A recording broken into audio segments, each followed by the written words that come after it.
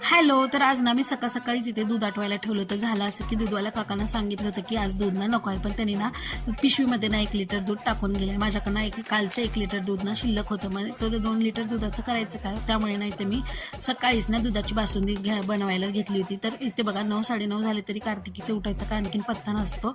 कारण झोपायला ना इथे बळबळ हिला आम्ही ना रात्री 11:30-11 वाजले तरी झोपवतो, पण काय सकाळी बघा अशी उठायसाठीचे वांदे असतात. 9:30 झाले, 9:30 एवढं लेट.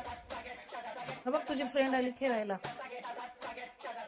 तर बघा इथे लिटरभर दूध ना आटून ना किती थोडं होतं. त्यानंतर मी दुधामध्ये साखर, वेलची पूड वगैरे मिक्स करून घेतली आणि त्यानंतर ना दिवसभर ते हे बासुंदी खायला कोणीच नव्हतं म्हणून हे ऑफिसवरून आल्यावरती ना छान असं पुरी दुधात बासुंदीचा प्लॅन केलेला. तर त्याने आल्यावरती गरम गरम पुऱ्या वगैरे तळून घेतल्या आणि त्यानंतर ना रात्रीचं ना छान असं गोड असं जेवण केलं. तर मस्त असं गरम गरम पुऱ्या त्याचबरोबर बासुंदी. तर आजचा वेळ तुम्हाला कसा वाटला मला नक्कीच कमेंट करून सांगा. भेटूया नेक्स्ट व्हिडिओमध्ये.